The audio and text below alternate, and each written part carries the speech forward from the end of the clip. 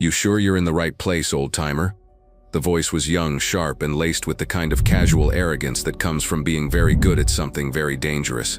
It cut through the low murmur of the bar, the clinking of glasses, and the distant drone of a sports recap on the television.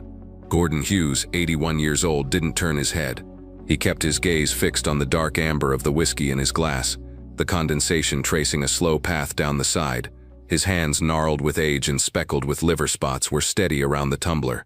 He had a slight permanent limp from a hip that never quite set right, and a hearing aid was nestled discreetly in his right ear. To the world, he was just another old man nursing a drink at the end of a long day in a quiet, unassuming neighborhood bar. The young man who had spoken, lean and coiled with muscle under a plain gray t-shirt, took Gordon's silence as an invitation to press on. He and his 4 friends had taken over a nearby booth, their energy too large and restless for the sleepy establishment. They were all in their late 20s or early 30s, with the close-cropped hair, neatly trimmed beards, and watchful eyes that marked them as something other than civilians. They were off-duty, dressed in jeans and casual shirts, but they carried an invisible uniform of discipline and confidence. They were Delta Force operators, though no sign on them would ever say so. "I'm serious," the man said, sliding onto the stool next to Gordon. His name was Jake. "This isn't exactly the VFW. You look a little lost." Gordon finally turned his head, his pale blue eyes taking in the younger man. They were eyes that had seen too much sun, too much darkness, and held a weariness that went deeper than bone. He offered a small, non-committal shrug, "Just having a drink." Jake's friends chuckled from their booth. They were enjoying the show. Their leader was bored and a little drunk, and he'd found a target for his amusement. Jake's eyes fell on the jacket Gordon had draped over the back of his stool. It was an old, faded field jacket, the kind you might find in a surplus store. On the sleeve was a patch, so worn and frayed that its design was nearly indecipherable. It was a dark, circular shape with what might have been a stylized skull or some kind of winged creature. Jake pointed at it with a smirk. "What's that supposed to be? You picked that up at a flea market, trying to impress the ladies." Gordon's expression didn't change. He simply reached over and pulled the jacket closer to him, a gesture of quiet possession. "It's just an old patch," he said, his voice a low rumble. This was the wrong answer. For men like Jake, men who had bled for the insignia on their own uniforms, even the unofficial ones, the idea of someone faking it was a profound insult. The suspicion of stolen valor, even in jest, was like a spark on dry tinder. The mood shifted from casual mockery to something harder. "An old patch," Jake repeated, his voice losing its playful edge. "What unit?" "It was a long time ago," Gordon said, turning back to his drink. He hoped the conversation would die. He hadn't come here for this. He never came for this. He just wanted the quiet, the familiar scent of stale beer and old wood, the anonymity. But Jake and his team were a force of nature. They were trained to probe weaknesses, to press until they got a reaction. Gordon's evasiveness was a red flag. One of the other operators, a broad-shouldered man named Coyle, left the booth and came to stand on the other side of Jake. "He doesn't want to talk about it, Jake," Coyle said, but there was a grin on his face. "Maybe it's top secret." The sarcasm was thick. "Is that it, old man?" Jake leaned in closer, his voice dropping. "You part of some super-secret squirrel club? Tell us a war story. We're all friends here." The bartender, a woman named Maria who had owned the place for 20 years, shot a worried glance from down the bar. She had seen Gordon come in 3 nights a week, regular as clockwork, for the better part of a decade. He always took the same stool, ordered the same whiskey, and never bothered a soul. She knew he was a veteran, but he never spoke of it. She also recognized the coiled energy of the younger men. She'd seen it before in soldiers on leave from the nearby base. It was a dangerous energy, a mix of pride and trauma and restless power that could easily boil over. Jake wasn't letting go. He saw the faded outline of a combat infantryman badge above the jacket's pocket. He saw the way Gordon carried himself, a stillness that was different from an ordinary old man's slowness. It was an economy of motion. Part of him was genuinely curious, but the dominant part, fueled by whiskey and ego, wanted to expose a fraud. "Look," Jake said, his patience finally gone. He jabbed a finger toward the patch again. "I'm not asking for state secrets, but men I know, better men than you or me, have died for the patches they wore. So when I see some old-timer in a bar wearing a piece of flair he can't identify, it pisses me off. So one more time, what unit?" The other operators were now all standing, forming a loose, intimidating semicircle around Gordon's stool. The other patrons in the bar were starting to notice. Conversations faltered. People shifted in their seats, pretending not to watch, but every eye was on the confrontation brewing at the bar. Gordon looked from Jake's hardened face to the faces of his comrades. He saw their certainty, their judgment. He saw their youth. They were lions, proud and strong, and he was just an old man in their way. He let out a long, slow sigh, the sound of a gate rusting shut. "It doesn't matter anymore," he said softly. Jake scoffed. "That's what they all say." He gestured at the worn patch on Gordon's jacket, its threads barely holding the image together. "This thing is a joke." As his finger touched the frayed fabric, the world seemed to warp for a moment in Gordon's mind. The smell of whiskey and sawdust vanished, replaced by the hot metallic scent of blood and cordite. The low hum of the bar's cooler became the deafening thwump thwump thwump of rotor blades beating against a dusty ink-black sky. He wasn't in a bar in North Carolina anymore. He was 25 years old, crammed into the back of a Black Hawk, the vibrating floor slick with something wet. A young man next to him, his face covered in grime and sweat, grinned through the chaos and slapped the brand-new patch on Gordon's shoulder. It was identical to the one on the jacket, but the colors were crisp and new under the dim red light of the cabin. The skull in the center seemed to stare back at him, a promise of what they were and what they were about to do. The memory was a flash, a single searing frame that lasted less than a second, but it left the taste of ash in his mouth. He blinked, and the bar came back into focus. Jake was still there, his hand on the jacket, his face a mask of smug certainty. Maria had seen enough. She'd been watching the whole exchange, her hands tightening on the towel she was using to wipe down the counter. She saw the men closing in, saw the look of profound weariness on Gordon's face.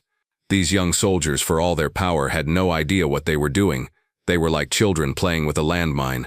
She gave them one last pleading look, which they ignored, their focus entirely on the old man. With a grim set to her jaw, Maria turned and walked quietly to the small office behind the bar, closing the door behind her. The patrons might have thought she was calling the police, and a few of them looked relieved. But Maria wasn't dialing 911. The local cops wouldn't know how to handle this. This was something else. She opened a worn wooden drawer in her desk and pulled out a small laminated card. On it was a single phone number, written in black marker.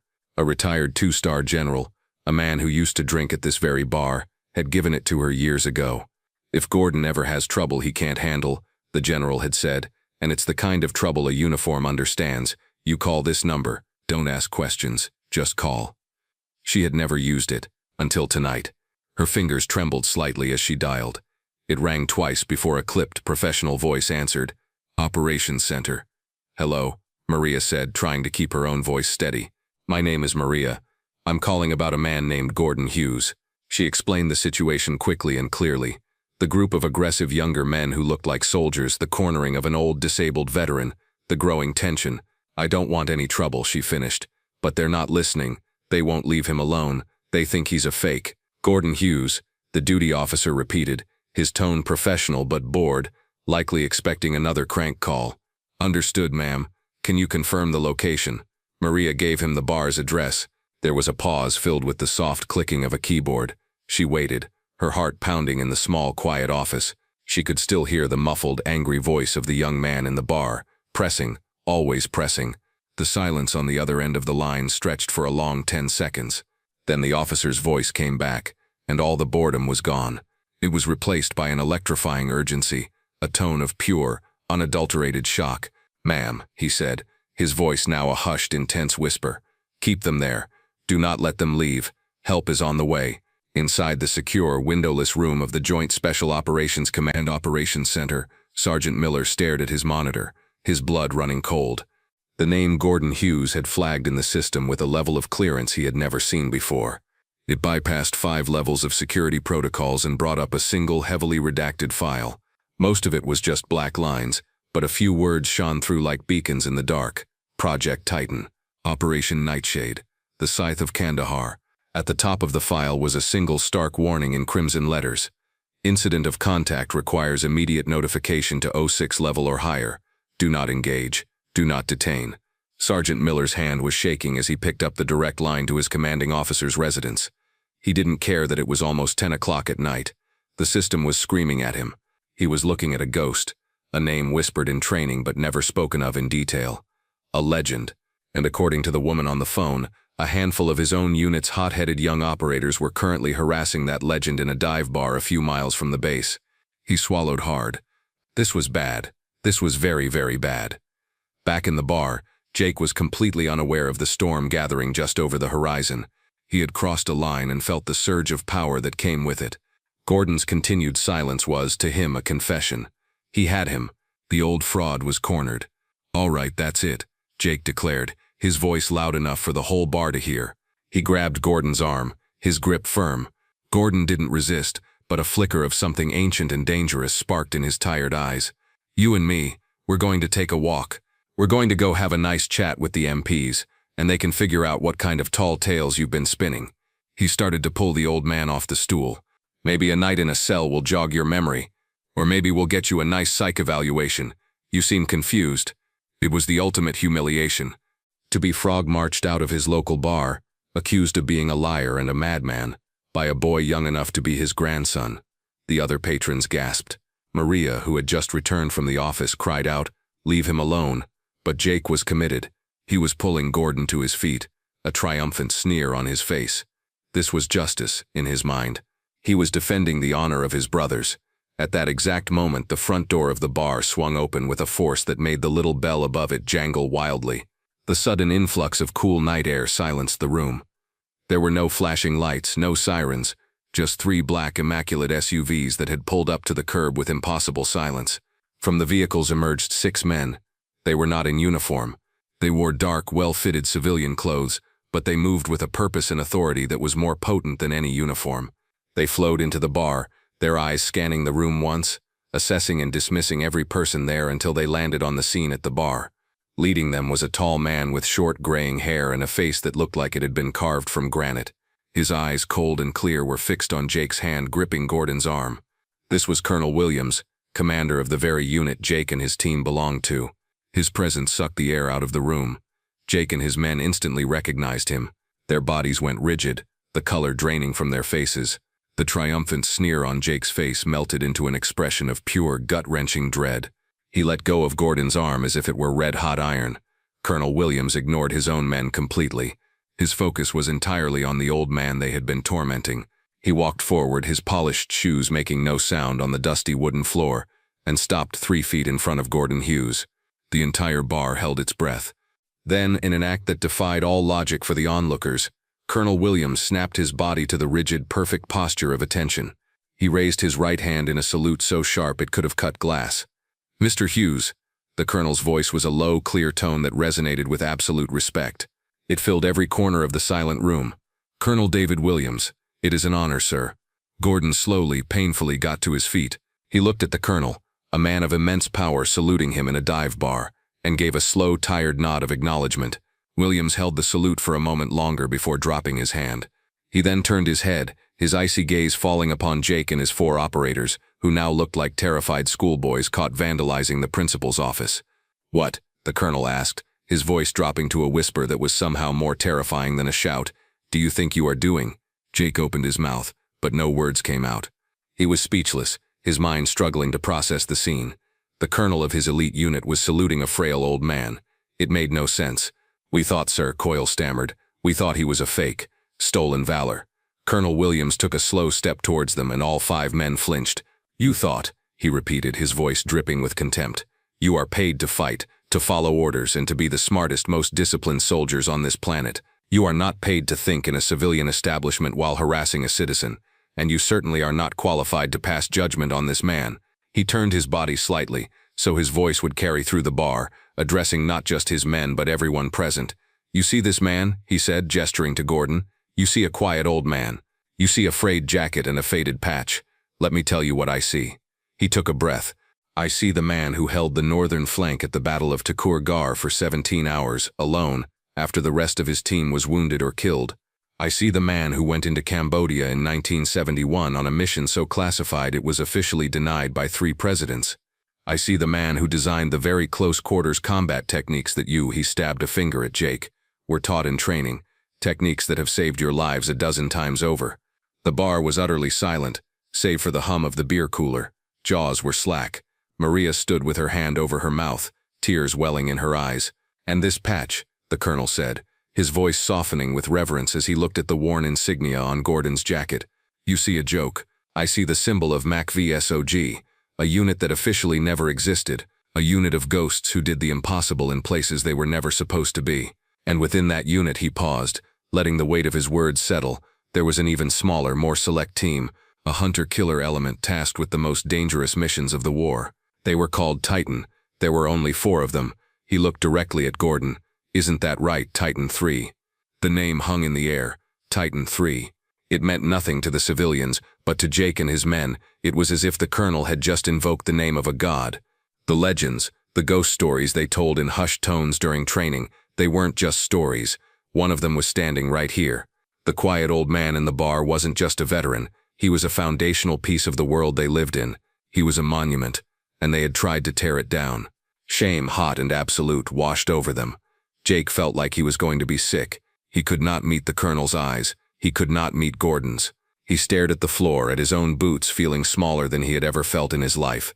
Colonel Williams turned his back on them, a dismissal more profound than any punishment. He addressed Gordon softly. "I apologize for the behavior of my men, sir. It is unacceptable." Gordon finally spoke, his voice steady, devoid of anger or triumph. "They're young, Colonel. They're full of fire. I remember being like that." He looked over at Jake, whose head was still bowed in shame. "That fire is what makes them good at their job. You just have to teach them where to point it." He then looked down at his own hands, at the whiskey glass still on the bar. "The uniform, the patches, they don't matter in the end.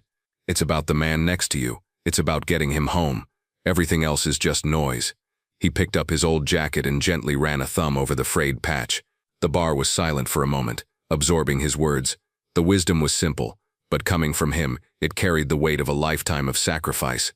As Gordon touched the patch, another image flickered behind his eyes, sharper this time. He was on his knees in a sweltering jungle, trying to stop the bleeding from his team leader's chest. The man, barely 28, was dying. With his last bit of strength, the leader had ripped the Titan patch from his own sleeve and pressed it into Gordon's hand. "You're the last one," he'd rasped, his voice choked with blood. "Don't let them forget us." It wasn't a badge of honor. It was a burden, a promise, a headstone for ghosts. Colonel Williams put a gentle hand on Gordon's shoulder. "Let us get you home, sir." He then turned to his aide. "Take care of his tab. For the next year." To his disgraced men he gave a single curt order. "My office, 0500. You are all on report." The fallout for Jake and his team was swift and severe. They were not discharged. The Army had invested too much in them for that. But they were humbled. They were pulled from operational status and assigned to a month of grueling remedial training. It wasn't about physical fitness or marksmanship. It was about history and humility. They spent their days in archives, reading the unredacted histories of units like Mac V So G. They spent their nights writing essays on the meaning of honor, respect, and the legacy they had inherited. They were forced to learn, in the most painful way, that they were just the latest chapter in a very long book, and they had insulted one of its authors. A week after the incident, a formal letter of apology from the base commander was delivered to Gordon's small, quiet house. It was accompanied by an offer for a lifetime of free medical care from the base hospital, an offer Gordon politely declined. He didn't want anything from them, he just wanted his quiet life back. 3 weeks later, on a Tuesday evening, Jake walked back into Maria's bar. He was alone and he was not in uniform, but he looked different. The arrogant swagger was gone, replaced by a sober, thoughtful stillness. He saw Gordon sitting at his usual stool, staring into his usual glass of whiskey. Jake walked up to the bar slowly, keeping a respectful distance. Maria watched him, her expression wary. "Evening, sir," Jake said quietly. Gordon turned his head, his pale blue eyes regarding the young man. He saw the change. The fire was still there, but it was banked, controlled. Jake started, then stopped, swallowing hard. "I came to apologize for my behavior, for my disrespect. There's no excuse for it, sir. I was wrong." Gordon looked at him for a long moment, then nodded toward the empty stool next to him. Jake hesitated, then sat down. "What's your name, son?" Gordon asked. "Jake, sir." Gordon motioned to Maria. "Get Jake here a drink, whatever he's having." He turned back to the young operator. "You learn anything from all this, Jake?" Jake stared into the polished surface of the bar. "I learned that the quietest man in the room is often the one worth listening to the most, and that some medals are carried in a man's memory, not on his chest." Gordon offered a rare, small smile. He raised his glass slightly. "That's a good start." They sat there for a while in comfortable silence. Two soldiers from different eras, bridged by a hard-learned lesson. The torch had not been passed, not yet. But for the first time, the young man had finally learned to see its light. Stories like Gordon Hughes's are a powerful reminder of the quiet heroes who walk among us. If you were moved by his story of valor and humility, please like this video, subscribe to Veteran Valor, and share it with others to ensure these legends are never forgotten.